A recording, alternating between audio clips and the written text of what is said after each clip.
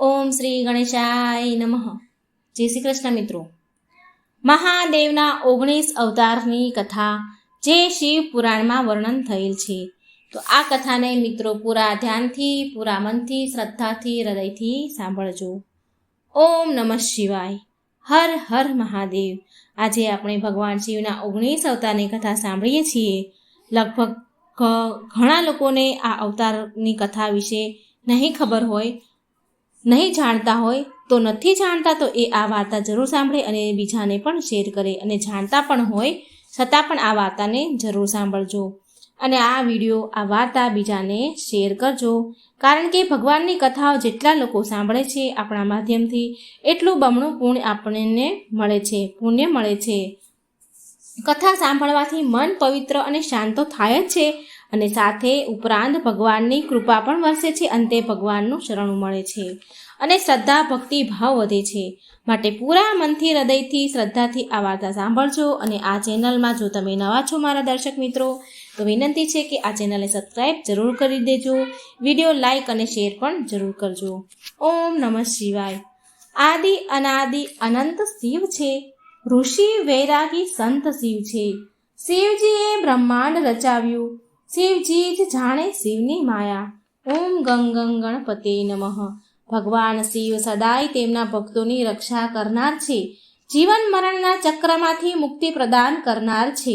જે ચિતાની ભસ્મથી સ્નાન કરે છે, તરત જ ભક્તિનું ફળ આપનાર ભગવાન શિવ છે. જે દુષ્ટો અને દુરાચારીઓના કાળ છે, તેવા કૃપા વરસાવનાર દેવોના દેવ મહાદેવની અમૃતરૂપી કથા આપણે આજે રસપાન કરીશું. ભગવાન શિવ દેવોના દેવ કહેવાય છે, દેવોના દેવ મહાદેવ કહેવાય છે. તેમને મહાદેવની સંજ્ઞા આપવામાં આવી છે. હંમેશા ભગવાન શિવે સૃષ્ટિનું કલ્યાણ જ કર્યું છે. ધર્મશાસ્ત્રોમાં ભગવાન શિવના 19 અવતારના ઉલ્લેખ મળી આવે છે. શાસ્ત્રમાં અલગ અલગ અવતારોના જુદા જુદા ઉદ્દેશ આપવામાં આવ્યા છે. ચાલો જાણીએ અવતારની કથા. બોલો હર હર મહાદેવ. પહેલો અવતાર શરભ અવતાર. ભગવાન શિવનો પહેલો અવતાર છે શરભ અવતાર. આ અવતાર ભગવાન શંકરનું અડધું સ્વરૂપ મૃગ એટલે કે હરણ અને શરભ પક્ષી, જેને પુરાણોમાં 8 પગવાળું પ્રાણી બતાવવામાં આવ્યું છે, જે સિંહની જેમ શક્તિશાળી હતું.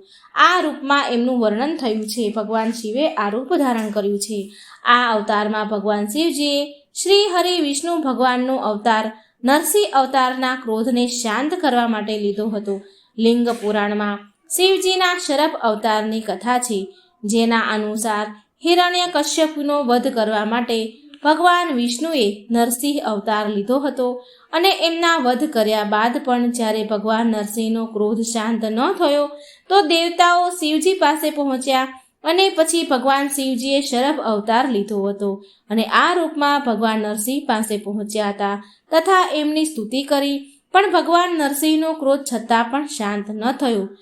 પછી ભગવાન શિવે આ જોઈ શરભરૂપી ભગવાન શિવજીએ એમની પૂંછડીમાં નરસિંહ ભગવાનને લપેટી લીધા અને ઉડી ગયા. ભગવાનને નરસિંહ અવતાર ભગવાનને પૂંછડીમાં લપેટ્યા બરાબર અને પછી ઉડવા લાગ્યા. ત્યારે જઈને ભગવાન નરસિંહનો ક્રોધ અગ્નિ શાંત થઈ હતી. નંબર 2, બીજો અવતાર પીપલાદ અવતાર. માનવ જીવનમાં ભગવાન શિવના પીપલાદ અવતારનું ઘણું મહત્વ છે. શનિ પીડાનું નિવારણ પીપલાદ દેવથી જ સંભવ થયું હતું. કથા એમ છે કે પીપલાદ મુનિએ દેવતાઓને પૂછ્યું કે શું કારણ છે કે મારા પિતા દધીચી મારા જન્મ પૂર્વ પહેલાં જ મને છોડીને ચાલ્યા ગયા.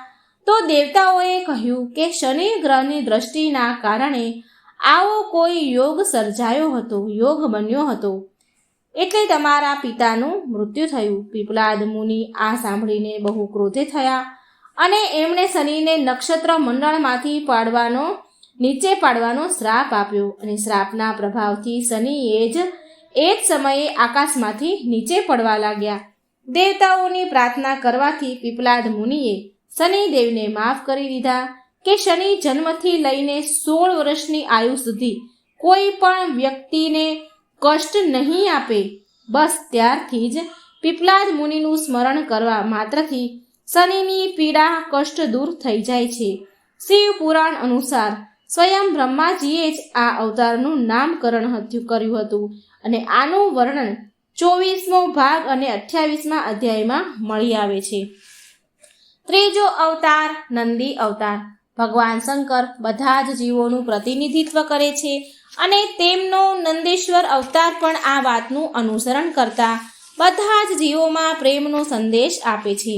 નંદી બળદ કર્મનું પ્રતીક છે, જેનો અર્થ એવો થાય છે કે કર્મ જીવનનો મૂળ મંત્ર છે. અને આ અવતારની કથા આ પ્રમાણે છે. શિલાદ મુનિ બ્રહ્મચારી હતા. તેમનો વંશને સમાપ્ત થતા જોઈ તેમના પિતૃઓએ શિલાદને સંતાન ઉત્પન્ન કરવાનું કહ્યું.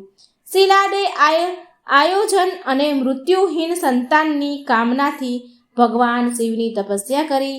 ત્યારે ભગવાન શંકરે સ્વયં શિલાદને ત્યાં પુત્ર રૂપે જન્મ લેવાનું વરદાન આપ્યું. થોડા સમય પછી જ્યારે શિલાદ જમીન ખેડવા ગયેલા તો શિલાદને ધરતીમાંથી ઉત્પન્ન એક બળદ મળ્યું. જ્યારે શિલાદ જમીન ખેડતા હતા ત્યારે ધરતીમાંથી ઉત્પન્ન થયેલો એક બાળક મળ્યો. શિલાદે એનું નામ નંદી રાખ્યું. ભગવાન શંકરે નંદીને એમનો ગણાધ્યક્ષ બનાવ્યા અને આવી રીતે નંદી નંદેશ્વર થઈ ગયા અને મરુતોની પુત્રી શ્રુયાંશાની સાથે નંદીના વિવાહ કરવામાં આવ્યા હતા. ભગવાન શિવનો ચોથો અવતાર ભૈરવ અવતાર. શિવ પુરાણમાં ભૈરવને પરમાત્મા શિવનો પૂર્ણ અવતાર બતાવવામાં આવ્યો છે. એકવાર ભગવાન શિવની માયાથી પ્રભાવિત થઈને બ્રહ્મા અને વિષ્ણુ પોતાને શ્રેષ્ઠ માનવા લાગ્યા હતા અને ત્યારે ત્યાં એક તેજ પુંજના મધ્યે એક પુરુષ આકૃતિ દેખાઈ. એ તેજ પુંજ જોઈ બ્રહ્માજી બોલ્યા કે ચંદ્રશેખર, તું મારો પુત્ર છે, માટે તું મારા ચરણોમાં આવી જા. બ્રહ્માજીની આવી અહંકારી વાત સાંભળીને શિવજીને ક્રોધ આવી ગયો અને એમણે પુરુષ આકૃતિને કહ્યું. બ્રહ્માજીએ એવું પણ કહ્યું કે કાળની ભાંતિ સુશોભિત થવાના કારણે તમે સાક્ષાત કાળરાજ છો, ભીષણ હોવાથી ભૈરવ છો. ભગવાન શંકરે આ વરદાનને પ્રાપ્ત કરીને કાળ ભૈરવનું રૂપ ધર્યું અને કાળ ભૈરવે એમની આંગળીના નખથી બ્રહ્માજીના 5મા મસ્તકને કાપી નાખ્યું. કેમ કે બ્રહ્માજીને અહંકાર આવી ગયો હતો કે હું સૌથી મોટો છું. એટલે ભૈરવે એમની આંગળીથી બ્રહ્માજીનું 5મું મસ્તક કાપી નાખ્યું. બ્રહ્માજીનું માથું કાપવાના કારણે ભૈરવ બ્રહ્મ હત્યાના દોષી થઈ ગયા. કાશીમાં ભૈરવને બ્રહ્મ હત્યાના પાપથી મુક્તિ મળી. કાશીવાસીઓ માટે ભૈરવ દેવની ભક્તિ અનિવાર્ય બતાવવામાં આવી છે. ભગવાન શિવનો 5મો અવતાર અશ્વત્થામા અવતાર. મહાભારત અનુસાર પાંડવોના ગુરુ દ્રોણાચાર્યના પુત્ર અશ્વત્થામા કાળ, ક્રોધ, યમ અને ભગવાન શંકરના અંશ અવતાર છે. આચાર્ય દ્રોણે ભગવાન શિવને એમના પુત્ર રૂપમાં પામવા માટે ઘોર તપસ્યા કરી હતી અને ભગવાન શિવજીને એમને વરદાન આપ્યું હતું શિવજીએ કે એ એમના પુત્ર રૂપે અવતરિત થશે. સમય આવવા પર શિવજીએ એમના અંશરૂપી દ્રોણાચાર્યના પુત્ર અશ્વત્થામાના રૂપમાં અવતાર લીધો. એવી માન્યતા છે કે અશ્વત્થામા અમર છે અને એ આજે પણ ધરતી પર નિવાસ કરે છે. આના પર એક શ્લોક પણ પ્રચલિત છે જે આ પ્રમાણે છે, જે શ્લોકનું મેં ગુજરાતીમાં અનુવાદ કર્યું છે. અશ્વત્થામા રાજા બલિ, વ્યાસજી, હનુમાનજી, વિભીષણ, કૃપાચાર્ય, પરશુરામ અને ઋષિ માર્કંડે આ 8 અમર છે. શિવ મહાપુરાણ સહિત રુદ્ર સંહિતા અનુસાર 37 અનુસાર અશ્વત્થામા આજે પણ જીવતા છે અને એ ગંગાના કિનારે નિવાસ કરે છે, પરંતુ એમનો નિવાસ ક્યાં છે એ કોઈને ખબર નથી. છઠ્ઠો અવતાર વીરભદ્ર અવતાર. ભગવાન શિવના વિવાહ બ્રહ્માજીની પુત્રી સતી સાથે થયા હતા. બ્રહ્માજીના પુત્ર દક્ષની પુત્રી સતી સાથે થયા હતા. એકવાર દક્ષે એક વિશાળ યજ્ઞનું આયોજન કર્યું, પરંતુ એમણે ભગવાન શિવ અને સતીને આમંત્રણ ન આપ્યું.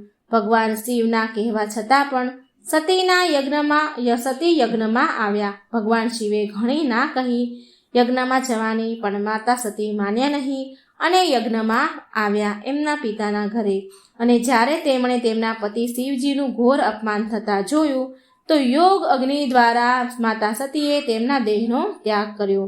અને જ્યારે આ વાતની ખબર ભગવાન શિવને પડી તો એમણે એમના માથામાંથી એક જટા ઉખાડીને પહાડ ઉપર ફેંકી અને એ જટામાંથી મહાભયંકર વીરભદ્ર પ્રગટ થયા.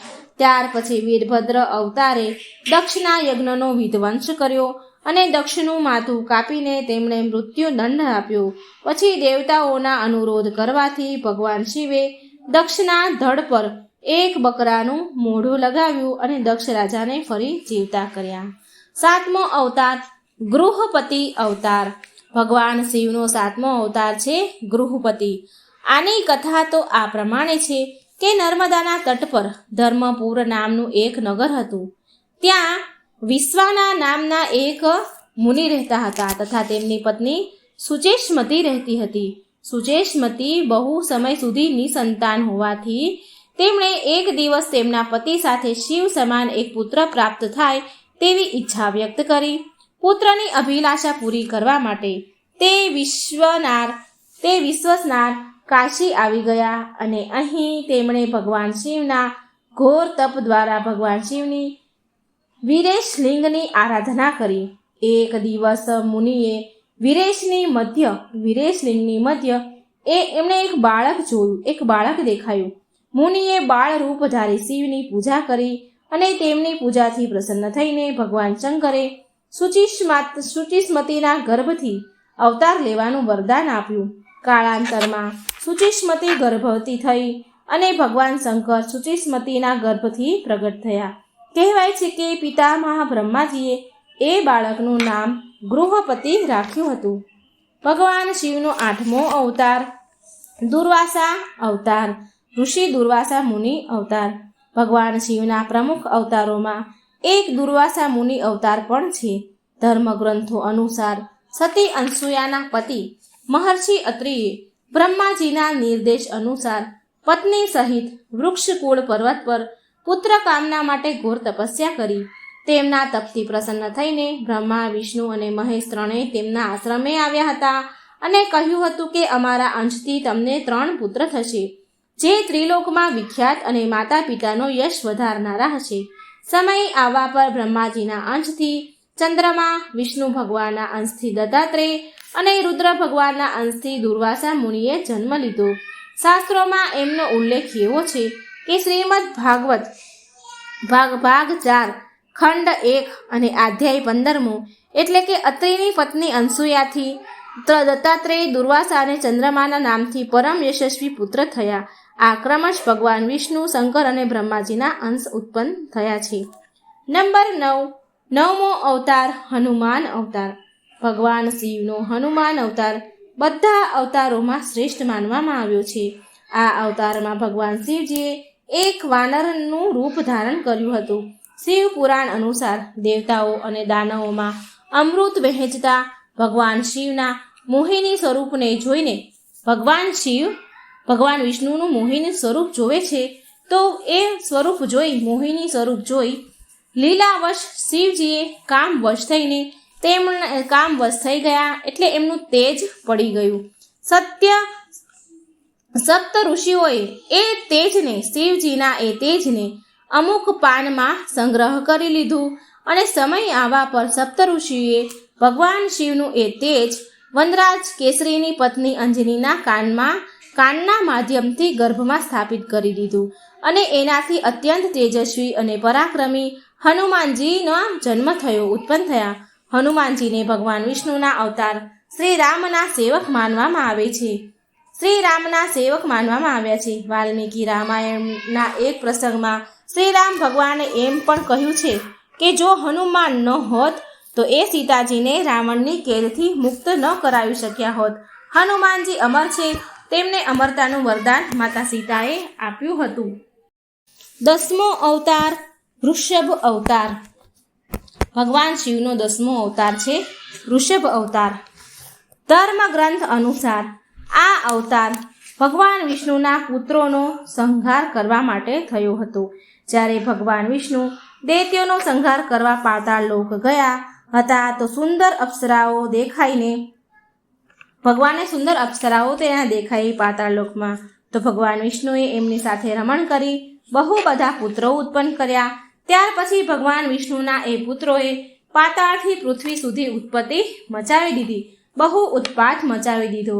તેમનાથી ગભરાઈ બ્રહ્માજી ઋષિ મુનિઓને લઈને મહાદેવ પાસે આવ્યા અને રક્ષા માટે પ્રાર્થના કરવા લાગ્યા. ત્યારે ભગવાન શંકરે વૃષભ રૂપ ધારણ કરીને વિષ્ણુના ભગવાનના પુત્રોનો સંહાર કર્યો.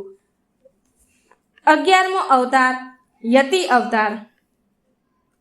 કથા અનુસાર ભગવાન શંકરે યતિનાથ અવતાર લઈને યતિના મહત્વનું પ્રતિપાદન કર્યું છે. શિવજીએ આ યતિનાથ અવતારમાં ભીલ દંપતીની પરીક્ષા લીધી હતી, જેના કારણે ભીલ દંપતીએ એમના કારણે પ્રાણ ખોઈ દીધા હતા. ધર્મ ગ્રંથોના અનુસાર અર્બુદાચલ પર્વતની નજીક શિવ ભક્ત આહુ અને આહુકા ભીલ દંપતી રહેતા હતા. એકવાર ભગવાન શિવ યતિનાથ રૂપમાં વેશમાં એમના ઘરે ગયા અને એમણે ભીલ પતિ પત્નીના ઘરે રાત વિતાવવાની ઈચ્છા પ્રગટ કરી. એટલે આહુક અને આહુકા એ બંને પતિ પત્નીએ ગૃહસ્થ જીવનની મર્યાદાનું પાલન કરતા એમને રોકવાનું એમણે હા કહી. આહુક અને આહુકાએ એમના પતિને આહુકને ગૃહસ્થની મર્યાદાની સ્મરણ કરાવતા સ્વયંને ધનુષ બાણ લઈને બહાર રાત વિતાવવાની અને ઘરમાં યતિનાથને અતિથિને વિશ્રામ કરવાનો પ્રસ્તાવ મૂક્યો. આવી રીતે આહુક ધનુષ બાણ લઈને બહાર ચાલ્યા ગયા. પ્રાતઃકાળ સવાર પડી તો યતિ અને આહુકાએ જોયું, યતિનાથ ભગવાન રૂપ હતું એમણે અને આહુકાએ જોયું કે વન્ય પ્રાણીઓએ આહુને મારી નાખ્યો છે. આવું થવાથી યતિનાથ બહુ દુઃખી થયા. ત્યારે આહુકાને એમને શાંત કરવા માટે આહુકાએ ભગવાનને યતિનાથને શાંત કરવા માટે કહ્યું કે તમે શોક ન કરો, અતિથિ સેવામાં પ્રાણ વિસર્જન કરવા એ ધર્મ છે અને એનું પાલન કરતા અમે ધન્ય થઈ ગયા છીએ. જ્યારે આહુકા એની પતિની ચિતા ઉપર અગ્નિમાં બેસીને સળગવા બળવા લાગી તો શિવજીએ એને દર્શન આપી એને આગલા જન્મમાં ફરી તેના પતિને મળવાનું વરદાન આપ્યું. 12મો અવતાર કૃષ્ણ દર્શન અવતાર. ભગવાન શિવે આ અવતારમાં યજ્ઞ વગેરે કાર્યોનું મહત્વ બતાવ્યું છે. આ અવતાર પૂર્ણ ધર્મનું પ્રતીક છે. ધર્મ ગ્રંથો અનુસાર ઇક્ષ્વાકુ વંશીય શ્રાદ્ધ દેવની 9મી પેઢીના રાજા નભગનો જન્મ થયો. વિદ્યા ગ્રહણ કરવા માટે નભગ ગુરુકુળ ગયા. જ્યારે નભગ બહુ દિવસો સુધી પાછા ન આવ્યા તો એમના ભાઈઓએ રાજ્યોનું વિભાજન આપસમાં એકબીજાએ કરી લીધું. જ્યારે નભગને આ વાતની જાણ થઈ તો તે તેમના પિતા પાસે ગયા તો તેમના પિતાએ નભગને કહ્યું કે એ યજ્ઞપરાયણ બ્રાહ્મણોના મોહના દૂર કરીને એમના યજ્ઞને સંપન્ન કરી એમના ધનને પ્રાપ્ત કરી લે. ત્યારે નભગે યજ્ઞભૂમિ પર પહોંચીને વૈશ્વદેવના શુભ શબ્દ ઉચ્ચારણ દ્વારા યજ્ઞ સંપન્ન કરાવ્યો. અહંકારી બ્રાહ્મણોએ યજ્ઞ અવશેષ પોતાનું ધન નભગને દઈને સ્વર્ગમાં ચાલ્યા ગયા અને એ જ સમયે મહાદેવ કૃષ્ણ દર્શન રૂપમાં ત્યાં પ્રગટ થયા અને બોલ્યા કે યજ્ઞ અવશેષ ધન પર તો માત્ર મારો જ અધિકાર છે, ધન પર તેમનો અધિકાર છે, આવું કહ્યું. એટલે નભગ અને કૃષ્ણરૂપ શિવજી વચ્ચે વિવાદ થયો અને વિવાદ થયા પર કૃષ્ણ દર્શન રૂપધારી મહાદેવ તેમને એમના પિતા પાસે નિર્ણય કરવાનું કહે છે. નભગના પૂછવા પર તેમના પિતા શ્રાદ્ધ દેવે કહ્યું કે એ પુરુષ શંકર ભગવાન છે, આ યજ્ઞની અવશેષ વસ્તુ તેમની છે. પિતાની વાતને માનીને નભગે શિવજીની સ્તુતિ કરી. ભગવાન શિવે આ અવતારમાં યજ્ઞ વગેરે ધાર્મિક કાર્યો વિશે જણાવ્યું હતું. 13મો અવતાર અવધૂત અવતાર. શિવજીનો અવધૂત અવતાર. ભગવાન શંકર અવધૂત અવતાર લઈને ઇન્દ્રના અહંકારને ચૂર કર્યો હતો. ધર્મગ્રંથ અનુસાર એક સમયે બૃહસ્પતિ અને દેવતાઓ સાથે મળીને કૈલાસ પર્વત પર મહાદેવના દર્શન કરવા માટે પહોંચ્યા હતા. ઇન્દ્રની પરીક્ષા લેવા માટે શિવજીએ અવધૂત રૂપ ધારણ કર્યું હતું અને એમના માર્ગને રોકી લીધો. ઇન્દ્રએ આ પુરુષ સાથે અવજ્ઞાપૂર્વક વારંવાર તેમનો પરિચય પૂછ્યો. અવધૂત રૂપધારી ભગવાનને વારંવાર પરિચય પૂછે છે તો એ અવધૂત રૂપ ભગવાન મૌન રહે છે તો ઇન્દ્ર ક્રોધે ભરાય અને જેઓ અવધૂત પર પ્રહાર કરવા માટે વજ્ર છોડવા જઈ રહ્યા હોય છે તો એવો જ એમનો હાથ જડ થઈ ગયો. આ જોઈ બૃહસ્પતિએ શિવજીને ઓળખી લીધા અને ભગવાન શિવના અવધૂત રૂપની સ્તુતિ કરી, જેનાથી પ્રસન્ન થઈને મહાદેવે ઇન્દ્રદેવને ક્ષમા કરી દીધા. ભગવાન શિવનો 14મો અવતાર ભિક્ષુવર્ય અવતાર. ભગવાન શંકર દેવોના દેવ, આ સંસારમાં જન્મ લેનાર બધા જ પ્રાણીના રક્ષક પણ છે. ભગવાન શિવનો ભિક્ષુવર્ય અવતાર એ સંદેશ આપે છે કે ધર્મગ્રંથ અનુસાર વિદર્ભ નરેશ સત્યરથને શત્રુઓએ મારી નાખ્યો. તેમની ગર્ભવતી પત્નીથી શત્રુઓથી સંતાઈને તેના પ્રાણ બચાવ્યા અને સમય આવવા પર એ તો એક પુત્રને જન્મ આપ્યો. અને રાણી જ્યારે જન્મ આપવા માટે સરોવર ગઈ તો એક મગરમચ્છે એ રાણીનો આહાર બનાવી લીધો. રાણીને ખાઈ ગયો. તે જન્મ આપેલું બાળક એકલું રહી ગયું. ત્યારે એ બાળક ભૂખ તરસથી તડપી રહ્યું હતું. તડપવા લાગ્યું તો શિવજીએ એ સમયે શિવજીની પ્રેરણાથી એક ભિખારણ ત્યાં આવી ગઈ.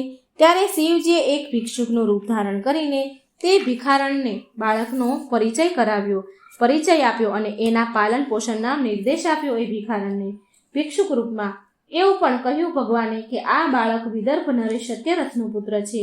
આ બધું કહીને ભિક્ષુક રૂપધારી શિવજીએ એ ભિખારણને તેમનું અસલ રૂપમાં તેને દર્શન આપ્યા.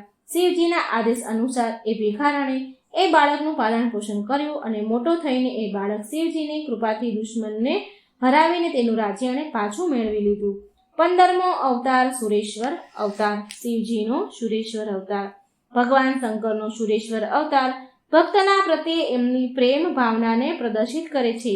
આ અવતારમાં ભગવાન શંકરે એક નાના એવા બાળકની ભક્તિથી પ્રસન્ન થઈને એમની પરમ ભક્તિ અને અમર પદનું પ્રદાન કર્યું. ધર્મગ્રંથો અનુસાર વ્યગ્રપાતનો પુત્ર ઉપમન્યુ તેના મામાના ઘરે રહેતો હતો. ત્યાં એ મોટો થઈ રહ્યો હતો અને એ સદાય દૂધની ઈચ્છાથી વ્યાકુળ રહેતો હતો. એને દૂધ બહુ ભાવતું હતું. તેની માતા ખૂબ ગરીબ હતી. એને દૂધ પીવડાવી શકે એમ હતી નહીં. માટે તેની માતાએ દૂધની ઈચ્છા પૂરી કરવા માટે મહાદેવની ચરણમાં જવાનું કહ્યું. એટલે ઉપમન્યુ વનમાં જઈને ઓમ નમઃ શિવાયના મંત્રનો જપ કરવા લાગ્યો. ત્યાર પછી ભગવાન શિવ સુરેશ્વરનું રૂપ ધારણ કરી તેની સામે પ્રગટ થયા અને એ શિવજીની અનેક પ્રકારની નિંદા કરવા લાગ્યા, જેનાથી ઉપમન્યુ ક્રોધે ભરાઈને સુરેશ્વરને મારવા માટે ઊભો થાય છે. તો ઉપમન્યુની અંદર દ્રઢ શક્તિ, અટલ ભક્તિ, અટલ શ્રદ્ધા ભગવાન પ્રત્યેની જોઈને, શ્રદ્ધા વિશ્વાસ જોઈને મહાદેવે તેને ઉપમન્યુને દર્શન કરાવ્યા અને ક્ષીરસાગર સમાન એક ક્યારેય નાશ ન પામે એવો અનશ્વર સાગર પ્રદાન કર્યો. ઉપમન્યુને તેની પ્રાર્થનાથી પરમ કૃપાળુ શિવજીએ પરમ ભક્તિનું પદ આપ્યું. 16મો અવતાર કિરાત અવતાર. મહાભારત અનુસાર વનવાસ સમયે દરમિયાન જ્યારે અર્જુન ભગવાન શંકરને પ્રસન્ન કરવા માટે તપસ્યા કરી રહ્યા હતા ત્યારે દુર્યોધન દ્વારા મોકલેલા હુર નામનો એક દૈત્ય અર્જુનને મારવા માટે એક શુકર એટલે કે ભૂંડ જેને આપણે કહીએ છીએ એવું શુકરનું રૂપ ધારણ કરી પહોંચ્યો. શુકરને જોઈ અર્જુને તેના પર બાણથી પ્રહાર કર્યો અને એ જ સમયે ભગવાન શંકરે કિરાત સ્વરૂપમાં પણ બાણ ચલાવ્યું. શિવજીની માયાના કારણે ભગવાનને અર્જુનને ઓળખી ન શક્યો. અર્જુન ભગવાનને કિરાત સ્વરૂપમાં ન ઓળખી શક્યો અને શુકરનો વધ એના બાણથી થયો છે એવું ભગવાનને કહેવા લાગ્યો અર્જુન. આમ બંનેની અંદર વિવાદ થયો. ત્યાર પછી અર્જુને કિરાત વેશધારી મહાદેવ સાથે યુદ્ધ કર્યું. અર્જુનની વીરતા જોઈને ભગવાન શિવ બહુ પ્રસન્ન થયા અને તેના વાસ્તવિક રૂપમાં એમને દર્શન આપ્યા. અર્જુનને કૌરવો પર વિજય મેળવવાનો આશીર્વાદ આપ્યો. 17મો અવતાર બ્રહ્મચારી અવતાર. દક્ષના યજ્ઞમાં પ્રાણ ત્યાગ્યા પછી સતીએ હિમાલયના ઘરે પુત્રીના રૂપે પાર્વતીના રૂપે જન્મ લીધો હતો. શિવજીને પત્નીના રૂપમાં પ્રાપ્ત કરવા માટે પાર્વતીજીએ ઘોર તપસ્યા કરી. માતા પાર્વતીની પરીક્ષા લેવા માટે મહાદેવ બ્રહ્મચારીનો વેશ ધારણ કરી તેની પાસે આવ્યા. પાર્વતીજીએ બ્રહ્મચારી જોઈને તેમની વિધિવત પૂજા કરી.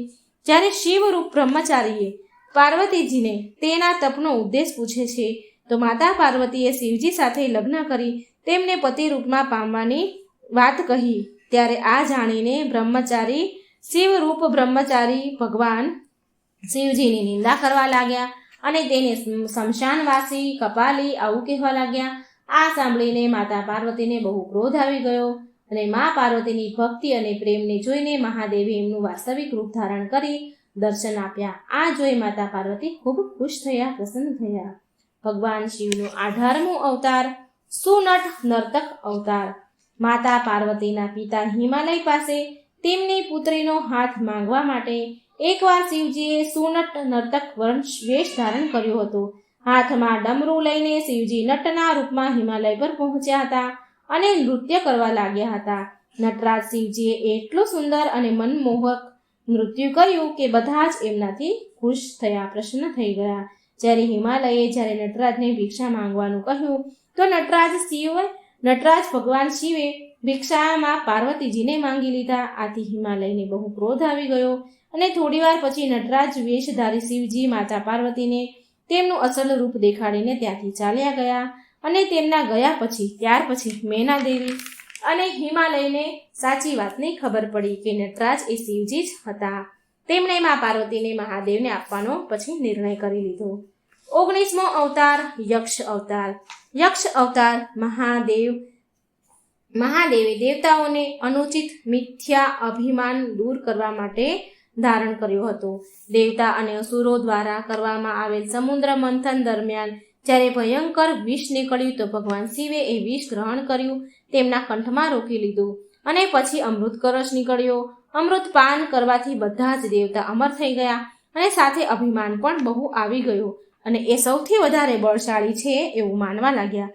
દેવતાના આ અભિમાનને તોડવા માટે મહાદેવે યક્ષનું રૂપ ધારણ કર્યું અને દેવતાઓ આગળ એક તણખલું ઘાસનું મૂક્યું અને એ ઘાસના એ તણખલાને કાપવા માટે, સળગાવવા માટે કે ઉડાડવા માટે કહ્યું. આમ પૂરેપૂરી શક્તિ બધા દેવતાઓએ લગાવી, દાનવોએ દૈત્યોએ લગાવી, પણ છતાં એ ઘાસના તણખલાને કોઈ હલાવી પણ શક્યું નહીં. ન કોઈ બાળી શક્યું, ન કોઈ ઉડાવી શક્યું, ન કોઈ ઉઠાવી શક્યું. ત્યારે આકાશવાણી થઈ કે આ યક્ષ બધા જ કર્મોના વિનાશક શંકર ભગવાન છે. ત્યાર પછી બધા જ દેવતાઓએ ભગવાન શિવની સ્તુતિ કરી અને એમની અપરાધ માટે ક્ષમા માંગી. તો મિત્રો, આ હતી ભગવાન શંકરના 19 અવતારની કથા. શિવ પુરાણમાં, લિંગ પુરાણમાં પણ વર્ણવેલ થયેલ છે. મિત્રો, આ પવિત્ર વિડીયો ભગવાન શિવના 19 અવતારનો વિડીયો વાર્તા જો તમને સારી લાગે તો વિડીયોને લાઇક અને શેર કરવાનું ભૂલતા નહીં. જય શ્રી કૃષ્ણ. રાધે રાધે. Thank you.